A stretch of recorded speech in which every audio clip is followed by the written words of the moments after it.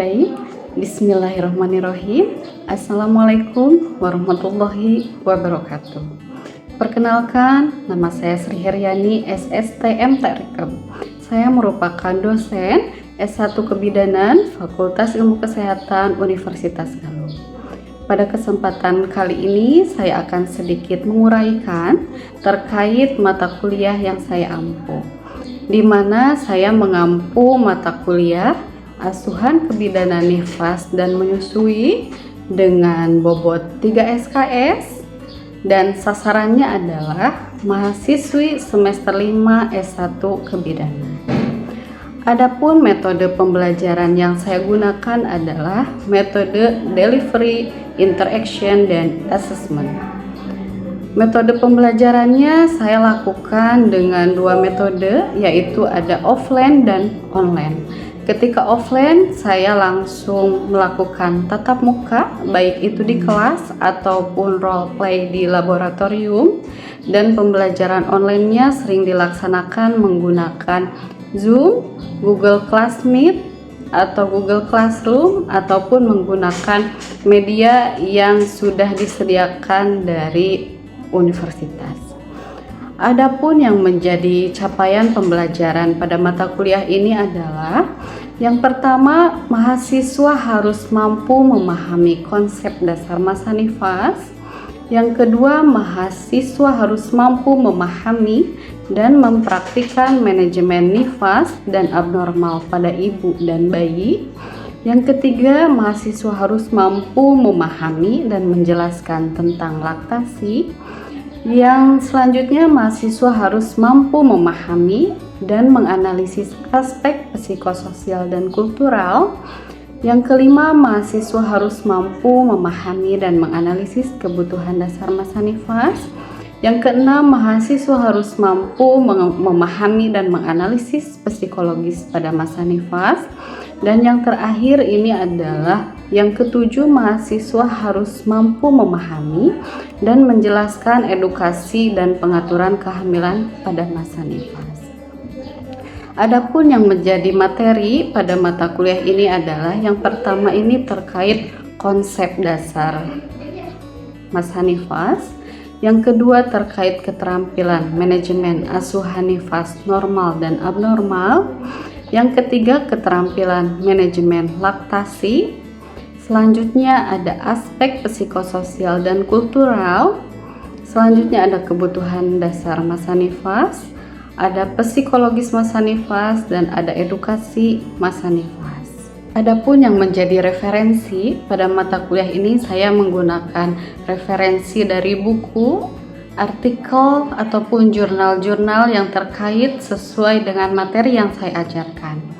Dan metode pembelajaran menggunakan sistem sinkronus dan asinkronus, di mana pada mata kuliah ini terbagi menjadi 14 pertemuan, di mana 7 pertemuan di awal sebelum UTS, pertemuan berikutnya dilanjutkan dengan penilaian ujian tengah semester, selanjutnya 7 pertemuan lagi dan dilanjutkan dengan ujian akhir semester.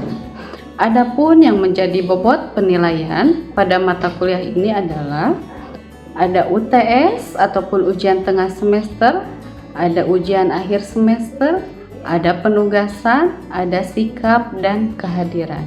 Di mana pada seluruh aspek poin tersebut harus sudah terpenuhi oleh seluruh mahasiswa. Adapun proses pembelajaran yang biasa saya lakukan ketika di kelas, saya akan menampilkan sedikit tayangan terkait pembelajaran mata kuliah asuhan kebidanan pada massa nifas dan menyusui adalah sebagai berikut.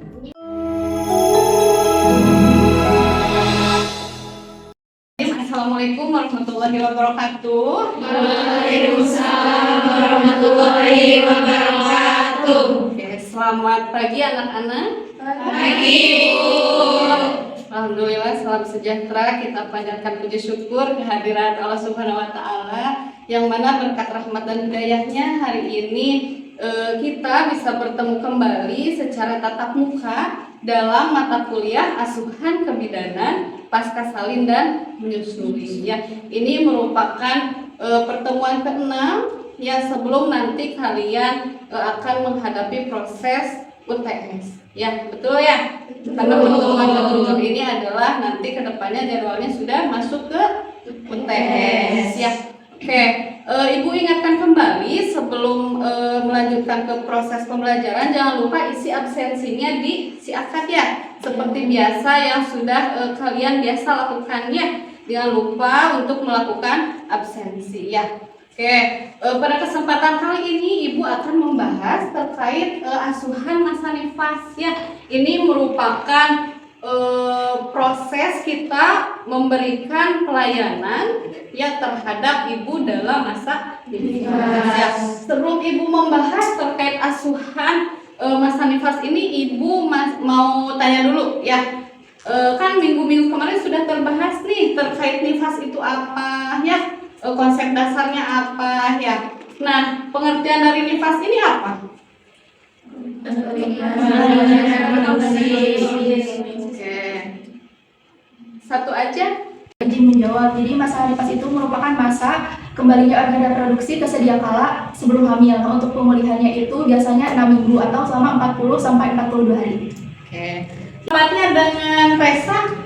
Kalian sepakat? Oke, jadi betul ya bahwa masa nifas ini memang masa untuk pulihnya kembali organ-organ reproduksi sebelum hamil, yang kurun waktunya itu adalah kurang lebih selama 6 minggu. Oke. Nah, Ibu akan bahas terkait asuhan apa sih yang diberikan. Masa nifas, Ibu ulangi lagi, adalah masa kembalinya organ-organ reproduksi ya seperti sedia kala sebelum hamil, yang lamanya itu kurang lebih 6 minggu atau 40 hari. Untuk menjaga kesehatan ibu dan bayi, baik fisik maupun psikologis ya, betul. Jadi ketika kita memberikan asuhan ini, kita tidak boleh hanya terfokus terhadap kebutuhan fisiknya saja ya. Supaya apa? Supaya kesejahteraan antara fisik ibu dengan psikologis ibu ini dapat sejahtera, bagus, dapat terdeteksi jika ada komplikasi ya. Selanjutnya untuk mencegah dan menangani komplikasi yang mungkin timbul, betul ya.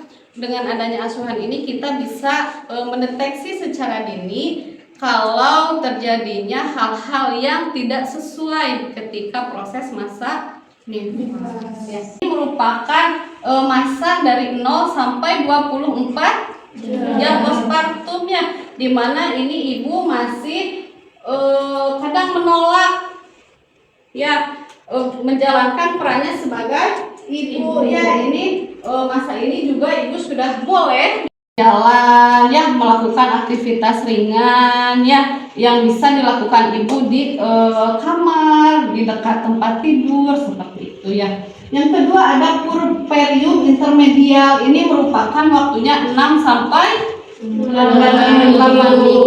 Ini masa pemulihan organ reproduksi secara menyeluruh. Jadi ini mah udah clear, udah kembali lagi seperti semula ya. Tadi berarti ini sejalan dengan pengertian dari masa nifas itu sendiri ya. Nah, yang ketiga ada remote puerperium ya.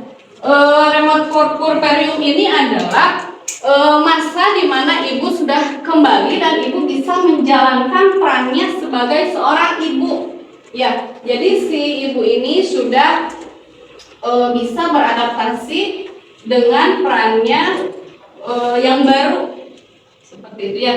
Jadi ketika melakukan asuhan, merawat bayi, si ibu sudah bisa menjalankan perannya ya. Nah, ini juga waktu biasanya dibutuhkan waktu berminggu-minggu, bahkan waktunya bisa menahun untuk bisa beradaptasi ke tahap remote puerperium ya. Oke. Selanjutnya ada psikologis masa nifas ya, karena tadi di tujuannya ini bukan hanya memantau fisiologis, fisik, tapi juga harus memantau psikologis ya. Kalau memantau fisik itu sudah hal yang biasa dilakukannya. Tapi kalau psikologis ini biasanya sering terabaikan. Padahal ini merupakan hal yang harus terdeteksi dari awal. Ya, kalau si psikologis ini tidak dapat terdeteksi dari awal, ini dapat menyebabkan gangguan psikologis yang berkelanjutan. Ya. Nah, adapun fase-fase psikologis yang harus ibu lalui di sini ada 3 fase. Yang pertama fase taking in, kedua fase taking hold, yang ketiga fase letting go. Ya, dimana ini mempunyai adaptasi sendiri-sendiri berdasarkan waktu masa nifasi ibu ya. Kalau yang pertama taking in, ini si ibu masih ketergantungan terhadap orang lain. Jadi masih beradaptasi ya. Waktunya ini 1 sampai 2 hari ya. Kalau yang kedua ada fase taking hold, ini waktunya 3 sampai 10 hari. Ini biasanya si ibu sudah muncul kekhawatiran terhadap merawat bayinya. Yang selanjutnya ada fase letting go. Ini merupakan si ibu sudah bisa menerima seluruh peran barunya sebagai ibu dan bisa menjalankan perannya sendiri. Ya, tanpa harus klarifikasi atau tanpa harus meminta bantuan lagi terhadap orang lain. Ya. Ada kebutuhan nutrisi dan cairan. Bahwasanya di kebutuhan nutrisi dan cairan ini pada ibu nifas akan mengalami peningkatan. Kenapa? Betul ya, karena si ibu dalam tahap produksi ASI. Ya, tapi nanti kebutuhannya akan menurun. Kapan menurunnya? Ketika si bayi sudah diberikan MPASI. Gitu ya. Nah, 6 bulan pertama ibu nifas kebutuhannya meningkat, tapi nanti setelah 6 bulan kedua, nah baru kebutuhan nutrisi dan cairannya akan menurun karena si bayi sudah diberikan MPASI. Yang betul tadi untuk apa? Kenapa meningkat? Karena ini juga akan membantu terhadap produksi ASI. Ya. Oke. Selanjutnya di sini ada beberapa nutrisi ya pendamping yang harus terpenuhi oleh ibu. Adanya sumber energi, protein, dan pengatur dan pelindung ya. Oke. Selanjutnya ada kebutuhan suplementasi. Ini juga tetap harus terpenuhi oleh ibu ya, jangan sampai terabaikan ya, karena kalau gizi ibu tidak seimbang tentu tadi ya utamanya ketika produksi ASI ini akan terhambat ya, karena si nutrisinya memang tidak terpenuhi ya. Ini kebutuhan suplemennya ada zat besi, yodium, vitamin A, vitamin B1 dan vitamin B2. Karena ini ada unsur-unsur yang dapat ditemukan seperti zat besi bisa ditemukan dari telur, hati, daging. Yodium udah tidak perlu ditanya lagi, pasti jawabannya garam. Bukan ya, pasti kompak kalau ngobrolin yodium pasti jawabannya garam. Didapat dari garam ya.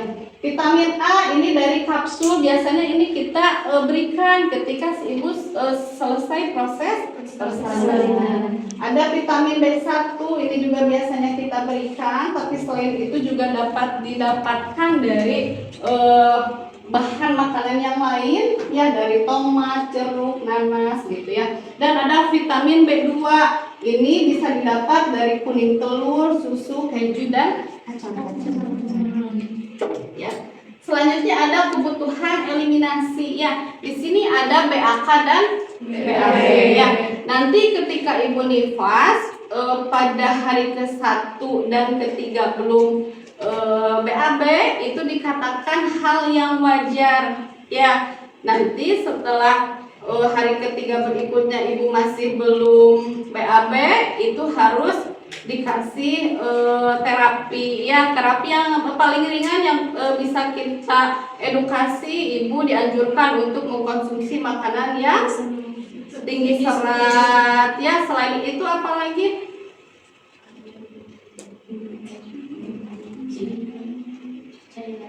Ya, cairannya harus terpenuhi ya. Biasanya keterlambatan BAB sampai PAK ini juga dipengaruhi oleh faktor psikologis ya. Salah satu contohnya kenapa? Karena ibu merasa takut ya, merasa masih linu, masih merasa ada kekhawatiran gitu ya. Karena apa? Karena habis proses persalinan gitu ya. Nah, itu merupakan hal yang harus kita pantau juga ya. Jangan sampai ibu menahan BAB, menahan BAK, karena kalau ditahan ini akan berpengaruh terhadap proses pemulihan ibu ya. Selanjutnya ada kebutuhan istirahat. Nah, ini juga harus dipenuhi ya. Kenapa? Karena dengan kebutuhan istirahat ini ibu dapat menyeimbangkan kebutuhan psikologis ya. Karena kalau orang dengan kebutuhan istirahatnya yang kurang, tidak tercukupi, pasti itu akan mengganggu terhadap psikologisnya. Contohnya moodnya jadi kurang baik, ambek-ambekannya, suasana hati nggak enak ya, sehingga berpengaruh terhadap apa? Terhadap pola asuh. Jadi ketika memberikan asuhan terhadap bayi juga ibunya kurang baik, tidak happy ya. Sering mungkin ditemukan sekarang bahwa katanya ada beberapa wilayah yang masih menjalankan bahwa ibu nifas itu katanya tidak boleh tidur di siang hari ya, betul? Betul. Padahal itu hal yang tidak sejalan berdasarkan evidence base ya. Silahkan ibu boleh istirahat mau siang hari mau malam hari gitu ya. Kalau misalkan ibu siangnya tidak boleh istirahat, malamnya bayinya kadang kapan atau istirahatnya ya. Jadi silahkan pintar-pintar ibu dalam mengambil waktu untuk beristirahat. Selanjutnya ada ambulasi. Ambulasi ini memiliki beberapa tujuan. Ambulasi ini merupakan pergerakan yang bisa ibu nifas lakukan ya. Yang pertama, ini tujuan dari ambulasi ini dapat meningkatkan sirkulasi darah untuk memperlancar pengeluaran lohea, mencegah resiko terjadinya tromboflebitis ya. Nah, si tromboflebitis ini adalah gangguan di daerah kaki ya. Biasanya itu akan muncul urat-urat seperti nah gitu, seperti varises tapi muncul terlihat di depan, biru warnanya. Boleh nanti kalian bisa lihat. Nah, itu kenapa? Karena dari peredaran darah atau sirkulasi darahnya yang memang tidak lancar. Tapi itu nanti seiring berjalannya waktu akan membaik ya. Oke. Selanjutnya ada kebutuhan senam nifas. Ini juga bermanfaat ya, baik untuk penyembuhan proses masa nifas ya. Nah, di sini senam nifas ini merupakan gerakan otot yang berguna untuk mengencangkan otot-otot terutama bagian perut yang terjadi longgar setelah kehamilan ya. Ini manfaatnya untuk mempercepat pemulihan fisik, meningkatkan kekuatan otot, membantu mengembalikan kekuatan otot dan dapat meningkatkan mood ya. Nah, di samping ini juga terkait manfaat ini sudah sejalan dengan penelitiannya. Ini sudah banyak sekali beberapa penelitian tentang senam nifas ya. Nah, salah satunya ini juga ada yang tidak termasuk ke sini adalah senam nifas ini bermanfaat untuk produksi ASI. Kenapa? Karena ini kan di sini ada mood dan kualitas tidur ibu. Ya, kalau mood ibu baik, kualitas tidur ibu baik, pasti produksi ASI-nya juga akan baik. Ya. Oke. Selanjutnya ada kebutuhan kebersihan diri. Nah, jangan sampai masih mempercayai cenah ibu nifas teh selama 3 hari ulah kuramas, nggak boleh mandi. Atau ibu nggak nyaman ya. Jadi anjurkan ibu untuk tetap bersih. Ya, memperhatikan kebersihan diri, terutama di mana kebersihan dirinya? Di daerah perineum, genitalia ya. Apalagi kalau ibunya ada luka ya. Anjurkan ibu untuk selalu membersihkan area perineumnya setiap kali BAK dari arah depan ke belakang. Jangan lupa anjurkan juga ke ibu untuk mengganti pembalut ya sesering mungkin ya. Oke, selanjutnya kebutuhan seksual. Nah, ini yang menjadi dilematis antara suami dan istri. Pak keke istrinya belum siap, suaminya udah mau. Nah, ini memang kebutuhan yang dasar, tapi tetap harus digarisbawahi bahwa ini bisa terpenuhi ketika masa nifasnya sudah beres, baru ibunya boleh melakukan hubungan seksual. Apa? Karena dengan hubungan seksual juga akan membantu terhadap pemulihan fisik dan psikologis ibu. Jadi moodnya bisa lebih relax, lebih baik. Nah, selanjutnya pelayanan kontrasepsi ini merupakan kebutuhan ibu yang bisa kita berikan setelah ibu selesai masa nifasnya ya 40 hari ya. Ketika mau memasuki 40 hari kita sudah harus mulai melakukan edukasi terkait pemilihan alat kontrasepsi. Nanti kita jelaskan alat kontrasepsi yang bagus untuk ibu itu apa, macam-macamnya apa aja, keuntungannya, kerugiannya gitu ya. Harus ya, nanti ibu yang sedikit memberikan gambaran terkait simulasi proses senam nifas. Ya, silakan disimak, dipelajari ya terkait senam nifas.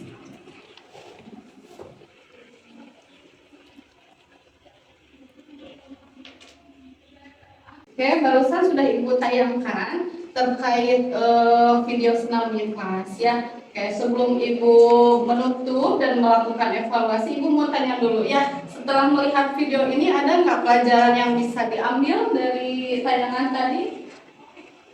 Ya, boleh. Izin menjawab ya Bu. Ternyata setelah melihat tadi video tentang senam nifas ya, ternyata gerakannya juga sangat mudah dan ringan, dapat dilaksanakan di rumah juga. Jadi di rumah itu bisa sambil lihat tutorial YouTube juga sudah cukup gitu. Ini seperti itu Bu. Ya, terima kasih banyak. Ada lagi barangkali? Atau sudah clear? Sudah. Clear sudah. Oke, nah betul ya, tadi ternyata memang senam nifas ini bisa kita ajarkan kepada ibu, dan ternyata memang ya senam nifas ini bisa dilakukan di mana aja. Tapi yang harus digarisbawahi memang kalau melakukan senam nifas ini kita harus melihat kondisi ibunya juga ya. Kondisi ibu harus sudah siap untuk dilakukan senam nifas ya, terus kondisi lingkungannya juga harus ya nyaman, kondisi bayi juga harus sedang nyaman. Jangan sampai ketika melakukan senam nifas keganggu, bayinya rewel, belum disusui dan lain sebagainya ya. Oke, terkait hal-hal tadi yang sudah ibu sampaikan, silakan ada yang mau bertanya atau mau didiskusikan, boleh? Ibu izin bertanya, perkenalkan saya Adi Segiri. Ingin menanyakan terkait dengan tadi ya Bu sempat dibahas tentang kebutuhan nutrisi ibu hamil. Nah di desa saya itu ternyata masih ada yang kayak gini Bu. Jadi katanya untuk ibu nifas itu gak boleh makan ikan karena dapat mempengaruhi terhadap asinya itu akan jadi anyir Bu gitu. Terkait itu Ibu apakah itu benar gitu? Oke. Siap, terima kasih pertanyaannya dari Ayu ya. Ini merupakan pertanyaan yang bagus ya. Kenapa? Karena ini memang kasusnya sering terjadi di lapangannya. Ini hal seperti ringan tapi justru malah berdampak sebetulnya ya. Nah, terkait Bu, apakah betul ibu nifas ini nggak boleh makan ikan katanya? Nah, berdasarkan penelitian ini tidak ada penelitian yang menjelaskan bahwa ibu nifas ini tidak boleh mengkonsumsi yang namanya ikan ya. Justru ibu nifas ini bagus untuk mengkonsumsi ikan, apalagi dengan ibu dengan kondisi ada luka hektik, luka epis ya, ada luka post SC.